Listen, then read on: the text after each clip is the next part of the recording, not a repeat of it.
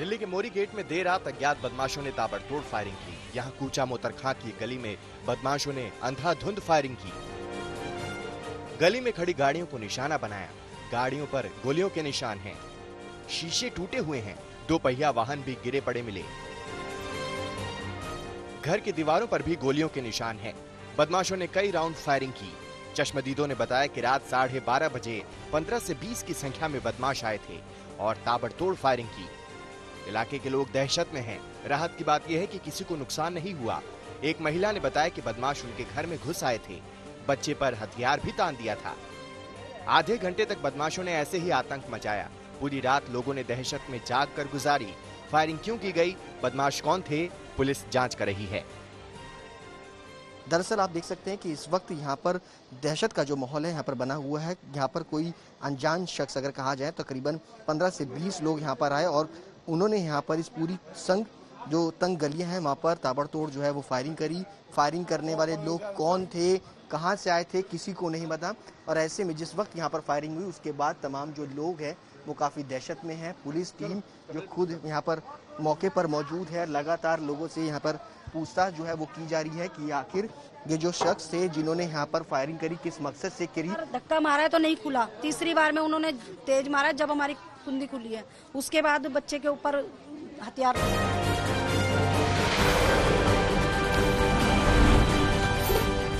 उत्तराखंड में भारी बारिश से तबाही का सिलसिला थम नहीं रहा। मौसम विभाग ने पिथौरागढ़, बागेश्वर, चमोली और नैनीताल जिलों में भारी बारिश के लिए रेड अलर्ट जारी किया है, जबकि देहरादून और टिहरी के लिए ऑरेंज अलर्ट जारी किया है। पिछले 24 घंटे में उत्तराखंड के इन जिलों में भारी बारिश से पहाड़ों में भूस्खलन भी हो सकता है। देहरादून में भारी बारिश के बाद तबाही मची हुई है। यहाँ प्रेमनगर मोहल्ले में 4 दुकानें भर-भरा कर गहरी खाई में समा गई, जबकि शहर के कारगी चौक में सड़क पर ऐसा सैलाब आया कि कार तिनके की तरह बह गई। शहर में जगह जगह जल भरा हुआ है। यहाँ के कोविड अस्पताल की इमरजेंसी और कोरोना वार्ड में पानी भर गया है। उत्तराखंड के जोशीमठ से 13 किलोमीटर दूर बलदोड़ा में एक कार सवार बाल बच गया। जैसे ही वो सड़क पर कार निकालने लगा, सामने खड़ा पहाड़ भर-भरा कर टूट गया। पहाड़ का मलबा कार के बिल्कुल पास आकर गिरा। बद्रीनाथ हाईवे पर बोल्डर गिरने से रास्ता बंद है, जिसे खोलने के लिए बोल्डर को हटाने का काम जारी है। पिथौरागढ़ में बीआरओ ने रिकॉर्ड समय में एक बैली ब्रिज तैयार किया है। 27 जुलाई को बादल फटने की वजह से यहां बना पुल ध्वस्त होने के बाद सैलाब में बह गया था। तभी बीआरओ को बैली ब्रिज बनाने की जिम्मेदारी सौंपी गई थी। लगातार पहाड़ों में भूस्खलन से बैली ब्रिज के लिए सामान ले जाना बहुत ही चुनौतीपूर्ण था। बहरहाल इस पुल के बन जाने से पिथौरागढ़ और मुनस्यारी के बीच आवागमन फिर से शुरू हो गया है। नेपाल के सिंधुपाल चौक जिले में भारी बारिश के बाद हुए भूस्खलन में 19 लोग मारे गए हैं, जबकि करीब 27 लोग लापता हैं। 1 दर्जन से ज्यादा लोगों के घायल होने की खबर है। बारिश के पानी के साथ पहाड़ों से बहकर आए बोल्डर से कई घर पूरी तरह से तबाह हो गए। मलबे में दबे लोगों को निकालने के लिए जेसीबी मशीन लगाई गई है। घायलों को हेलीकॉप्टर की मदद से काठमांडू लाया गया है। ऋषिकेश में सोंग नदी का रौद्र रूप देखकर लोग डरे हुए हैं। नदी ने कई तटबंध तोड़ दिए हैं, जिसकी वजह से कई गांव बाढ़ की चपेट में आ गए हैं। बाढ़ की मुसीबत झेल रहे दर्जनों परिवारों के सामने खाने पीने की समस्या है।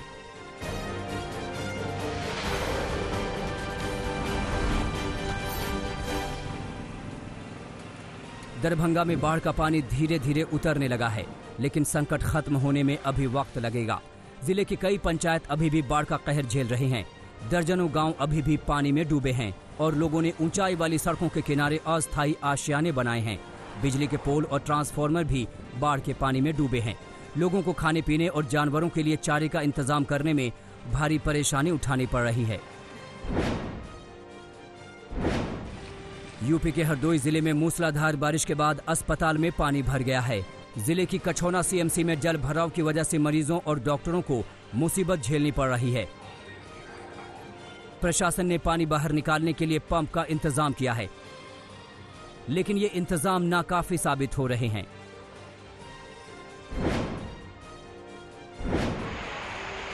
हिमाचल प्रदेश के बिलासपुर जिले की ऊंची पहाड़ियों में 3 दिन से झमाझम बारिश हो रही है।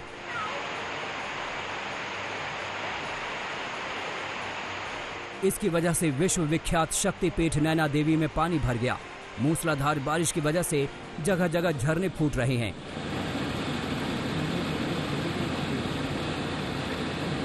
पीडब्ल्यूडी भूस्खलन के बाद सड़क पर गिरते पत्थरों को हटाने का काम कर रही है। यहाँ के पहाड़ी इलाकों में सर्दियों के मौसम की तरह गहरी धुंध छाई हुई है, जिसकी वजह से गाड़ी वालों को दिन में ही हेडलाइट जलानी पड़ रही है। गुजरात में जल तांडव की एक और तस्वीर डांग के गिरमाला से आई है, जहां बीते 4 दिनों से हो रही बारिश की वजह से गिरमाला वाटरफॉल हाहाकार मचाता हुआ बह रहा है।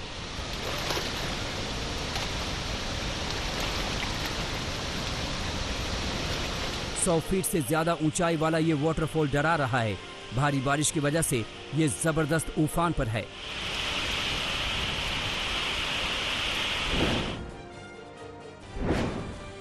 आंध्र प्रदेश के कृष्णा जिले के नंदीगामा में 3 लोग बाढ़ के बीच फंस गए। स्थानीय विधायक जगन मोहन राव ने एनडीआरएफ की टीमों के साथ मिलकर रेस्क्यू ऑपरेशन चलाया। आखिरकार इन सभी को कामयाबी से बचा लिया गया।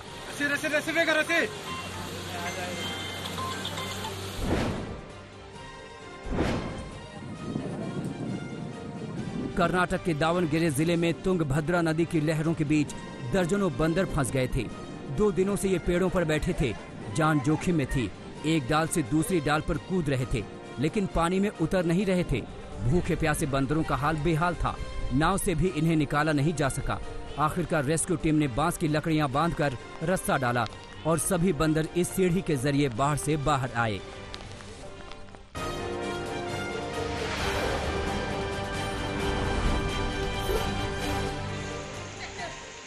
सुकमा में पिछले 1 हफ्ते से हो रही बारिश से जनजीवन अस्त व्यस्त हो गया है। 70 से ज्यादा गांव का मुख्यालय से संपर्क टूट चुका है। शबरी नदी उफान पर है, जिसकी वजह से नेशनल हाईवे 30 पर भी पानी आ गया है। निचली बस्तियों में पानी भरने के बाद इलाके को खाली करा लिया गया है। होमगार्ड व एसडीआरएफ की टीम और पुलिस के जवानों को तैनात किया गया है।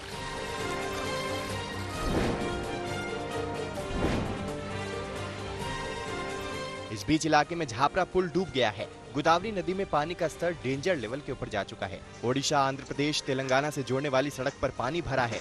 दोनों तरफ जाम लग जाने से गाड़ियों की लंबी कतार लग गई है। लेकिन इस सब के बीच जान जोखिम में डालकर गांव वाले सड़क पार कर रहे हैं।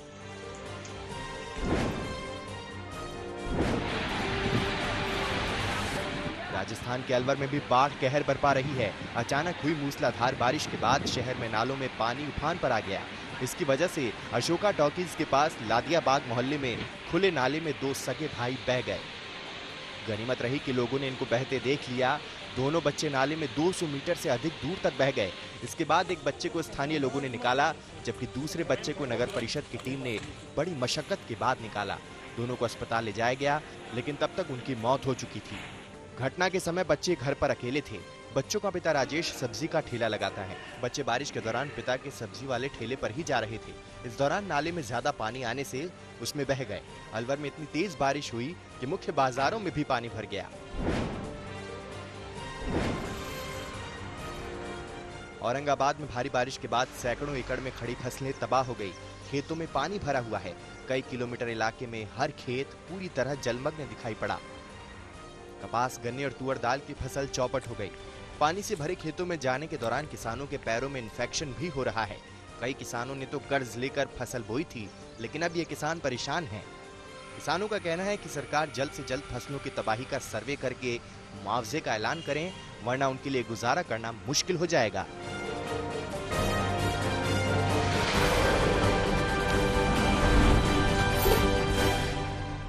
सुशांत सिंह राजपूत केस में सीबीआई जांच की मांग को लेकर करनी सेना ने दिल्ली में प्रदर्शन किया। बिना इजाजत किए गए प्रदर्शन के कारण दिल्ली पुलिस ने करनी सेना के राष्ट्रीय अध्यक्ष सूरजपाल अम्मू समेत 4 लोगों को गिरफ्तार कर लिया। इसके बावजूद अम्मू ने कहा कि पुलिस भले ही उन्हें जेल भेज दे, लेकिन जब तक सुशांत सिंह राजपूत को इंसाफ नहीं मिल जाता, तब तक इस तरह का विरोध चलता रहेगा।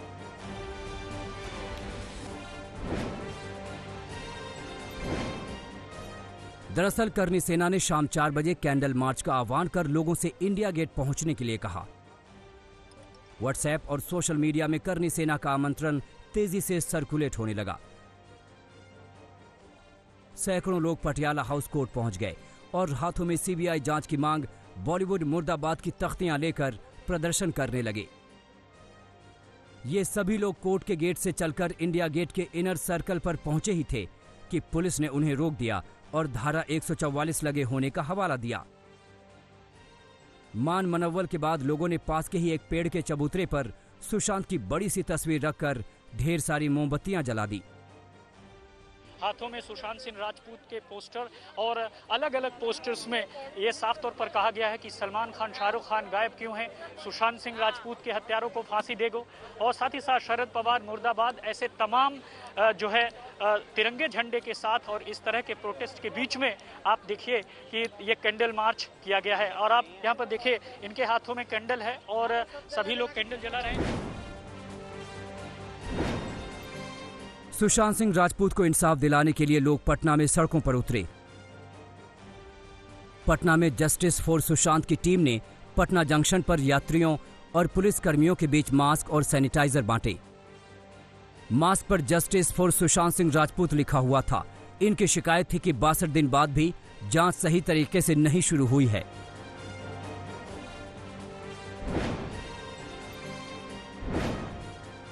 सुशांत सिंह राजपूत के मामले में ईडी आज कुछ और लोगों के बयान दर्ज कर सकती है। मुंबई में ईडी ने सुशांत से जुड़े कुछ और लोगों को पूछताछ के लिए बुलाया है। ये लोग दोपहर 12 बजे ईडी दफ्तर पहुंचेंगे। दूसरी तरफ दिशा सालियान केस में जांच फिर से शुरू हुई है। इस जांच के तहत कई बयान दर्ज किए जा रहे हैं।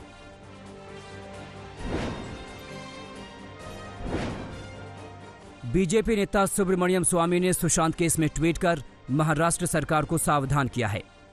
सुब्रमण्यम स्वामी ने लिखा, सुशांत सिंह राजपूत का मर्डर बॉलीवुड, मुंबई पुलिस और महाराष्ट्र सरकार के लिए वाटरलू और वाटरगेट है। अपनी सीट बेल्ट बांध लो, क्योंकि हम उड़ान भरने और बमबारी करने वाले हैं। हम तब तक पीछा नहीं छोड़ेंगे जब तक कि दोषी कानून के शिकंजे में नहीं आता या कानून दोषी तक नहीं पहुंचता।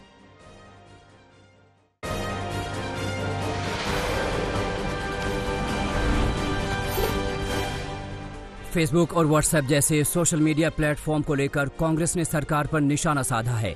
राहुल गांधी ने ट्वीट किया कि फेसबुक और व्हाट्सएप पर आरएसएस और बीजेपी का कंट्रोल है, जिसकी मदद से नफरत फैलाई जाती है और वोटरों को प्रभावित किया जाता है। राहुल के आरोप पर केंद्रीय मंत्री रविशंकर प्रसाद ने पलटवार किया और कहा कि ऐसे लूजर्स जो अपनी पार्टी के लोगों को प्रभावित नहीं कर पाते हैं, उन्हें पूरी दुनिया पर आरएसएस और बीजेपी का कंट्रोल नजर आता है। राहुल के बाद प्रियंका ने भी व्हाट्सएप और फेसबुक को लेकर सरकार को घेरा। प्रियंका ने लिखा कि भारत के ज्यादातर मीडिया चैनल के बाद अब सोशल मीडिया की बारी है। भारतीय जनता पार्टी नफरत और दुष्प्रचार फैलाने के लिए हर तरह के हथकंडे का इस्तेमाल करती थी और अब भी कर रही है। प्रियंका ने फेसबुक पर लिखा कि फेसबुक, जो आम जनमानस की अभिव्यक्ति का एक सरल माध्यम है, उसका भी इस्तेमाल भारतीय जनता पार्टी के नेताओं और कार्यकर्ताओं ने भ्रामक जानकारी और नफरत फैलाने के लिए किया। इतना ही नहीं, फेसबुक कोई कार्रवाई न कर पाए, इसके लिए भाजपा ने फेसबुक के अधिकारियों से सांठगांठ भी की ताकि सोशल मीडिया पर नियंत्रण बना रहे।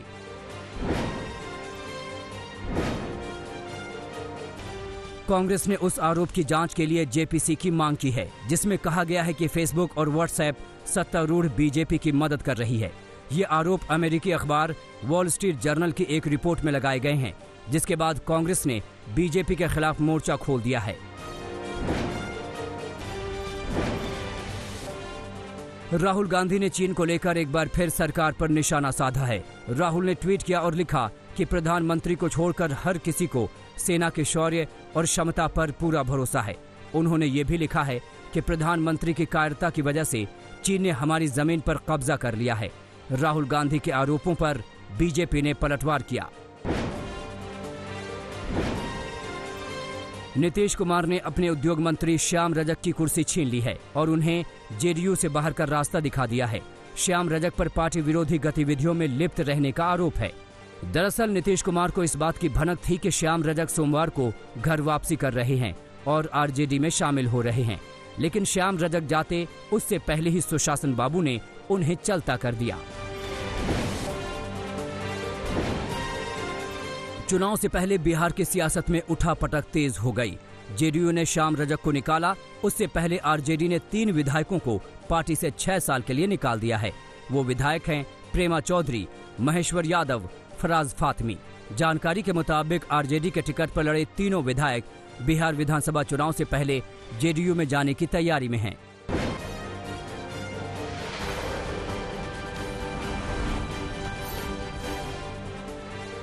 पिछले 24 घंटे में कोरोना से 944 लोगों की मौत हो गई। आज मौतों का आंकड़ा 50,000 को पार कर सकता है। अब तक 49,980 लोगों की मौत हो चुकी है। कोरोना के कुल केस 25 लाख को पार कर चुके हैं। एक दिन में 63,000 से ज्यादा नए केस आए। देश में अब कोरोना के एक्टिव केस 6,77,000 से ज्यादा हैं, लेकिन रिकवरी रेट भी सुधर रहा है। अब तक 18 लाख से ज्यादा लोग कोरोना को मात दे चुके हैं। राज्यों में कोरोना केस लगातार बढ़ रहे हैं। महाराष्ट्र में एक दिन में कोरोना के 11,000 से ज्यादा मामले सामने आए। एक दिन में 288 लोगों की वायरस ने जान ले ली। इसी तरह दिल्ली में भी 24 घंटे में 1200 से ज्यादा नए मामले आए। अब तक यहां 1,51,000 मरीज हो चुके हैं। मध्य प्रदेश में 24 घंटे में कोरोना के 1,000 से ज्यादा केस आए और कुल तादाद 45,000 के पार हो गई है। राजस्थान में 24 घंटे में कोरोना के रिकॉर्ड 1300 केस सामने आए। कुल मामले 61,000 से ज्यादा हो गए हैं।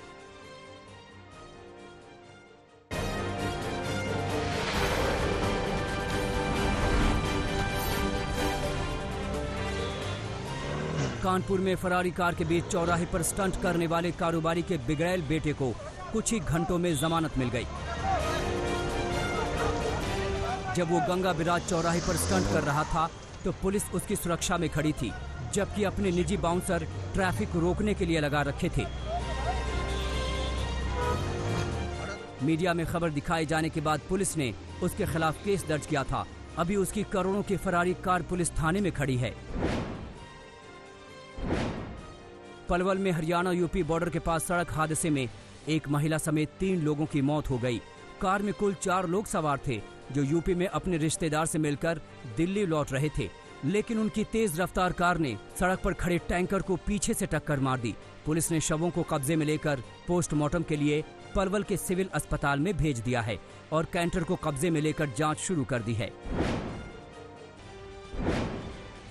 मुख्यमंत्री योगी आदित्यनाथ के शहर गोरखपुर में एक वकील को गोलियों से भून दिया गया। पुलिस के मुताबिक हत्या जमीनी रंजिश में की गई है। वकील राजेश पांडे की हत्या उनके पट्टीदारों ने की है, जिनसे गांव की एक जमीन को लेकर विवाद था। पुलिस ने इस मामले में मुकदमा दर्ज कर 2 लोगों को गिरफ्तार किया है। यूपी के प्रतापगढ़ में दिन दहाड़े 2 लोगों की हत्या कर दी गई। रानीगंज थाने के सुखुपुर में पंचायत के दौरान पिता दयाशंकर मिश्र और उनके बेटे आनंद मिश्र की लाठी डंडों और धारदार हथियार से दिन दहाड़े कत्ल कर दिया गया। पुलिस ने इस वारदात में आरोपी एक शख्स को गिरफ्तार किया है। ग्रेटर नोएडा की टॉपर बिटिया सुदीक्षा भाटी की मौत के मामले में पुलिस ने 2 आरोपियों को गिरफ्तार किया है। आरोपियों ने पुलिस से बचने के लिए अपनी बुलेट को मॉडिफाई करा लिया था और उसका रंग भी मिलिट्री कलर में करा लिया था। इसके साथ ही पुलिस ने साफ कर दिया कि हादसा बुलेट सवार के अचानक ब्रेक लगाने से हुआ, लेकिन कोई छेड़छाड़ नहीं हुई। पुलिस ने केस सुलझाने के लिए 100 सीसीटीवी की जांच की और 10,000 बुलेट बाइक को थाने लाकर उनके मालिकों से पूछताछ की।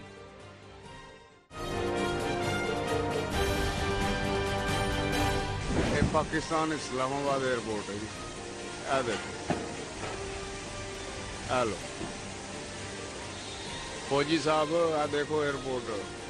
पाकिस्तान से हैरान करने वाला वीडियो सामने आया है। वीडियो इस्लामाबाद इंटरनेशनल एयरपोर्ट का है। वीडियो में एयरपोर्ट की छत से बड़े बड़े हिस्से गिर रहे हैं। आ देखो, बारिश बिजली पर बड़ी ओ शीटा पैंदियां, पानी पानी थले आ रहा। देखो बॉय, बल्ला बल्ला बल्ला बल्ला, फौजी साहब पानी देखो, बल्ला बल्ला बल्ला बल्ला। हवाई अड्डे की फॉल सीलिंग गिरने की तस्वीरें कैमरे में कैद हो गई। वीडियो 14 अगस्त का है।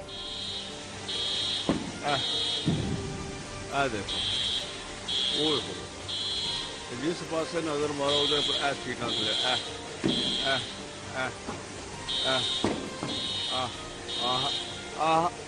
लो फौजी साहब, देखो। इंटरनेशनल डिपार्चर एरिया में यह हादसा हुआ। गनीमत रही कि उस वक्त कोई यात्री वहां नहीं था। एविएशन डिवीजन ने बताया कि भारी बारिश की वजह से हादसा हुआ। पाकिस्तान के नागरिक उड्डयन मंत्री ने इस पर रिपोर्ट तलब की है।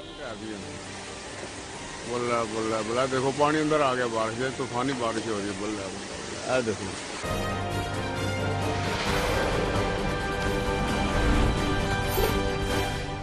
अमेरिकी राष्ट्रपति चुनाव में डेमोक्रेटिक पार्टी के राष्ट्रपति उम्मीदवार जो बिडेन ने कहा है कि अगर वो जीतते हैं तो उनका प्रशासन भारत के साथ अमेरिकी संबंध को और मजबूती देगा। बिडेन ने भारत चीन तनातनी की ओर साफ संकेत दिया है। उन्होंने कहा है कि क्षेत्र में भारत के सामने जो चुनौतियां हैं उनसे निपटने में अमेरिका हमेशा भारत के साथ खड़ा रहेगा।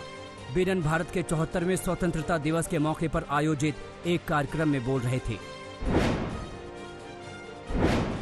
अमेरिका में 3 नवंबर को राष्ट्रपति चुनाव होना है। 77 साल के जो बिडेन मौजूदा राष्ट्रपति और रिपब्लिकन उम्मीदवार डोनाल्ड ट्रंप के खिलाफ खड़े हैं। बिडेन ने कहा, 15 साल पहले मैंने भारत के साथ ऐतिहासिक एटमी डील फाइनल कराने में अहम भूमिका निभाई थी। मेरा यही मानना है कि भारत और अमेरिका अगर दोस्त और साझेदार बनते हैं तो दुनिया और ज्यादा सुरक्षित दिखाई देगी। बिडेन इससे पहले ओबामा प्रशासन में उपराष्ट्रपति रह चुके हैं। क्या पाकिस्तानी सेना जिहादियों के लिए चीन से हथियार खरीद रही है? सूत्र बताते हैं कि पाकिस्तानी खुफिया एजेंसी ISI ने चीन से हथियार और गोला बारूद खरीदा है। उनके मुताबिक ये खरीदारी LOC पर आतंकी गतिविधियों को बढ़ाने के काम आएगी। हाल ही में पाकिस्तान ने अच्छी क्वालिटी की स्टील की कारतूस खरीदी है। इसके साथ ही अधिक ऊंचाई के लिए जरूरी ड्रेस की भी चीन से खरीदारी की है। सूत्र बताते हैं कि हथियार और साजो सामान जम्मू कश्मीर में घुसपैठ करने वाले आतंकियों को दिए जा सकते हैं। चीन से तनातनी के बीच नेपाल भी भारत को आंख दिखाता रहा है। इस बीच आज भारत और नेपाल के विदेश मंत्रालय स्तर की बातचीत शुरू हो रही है।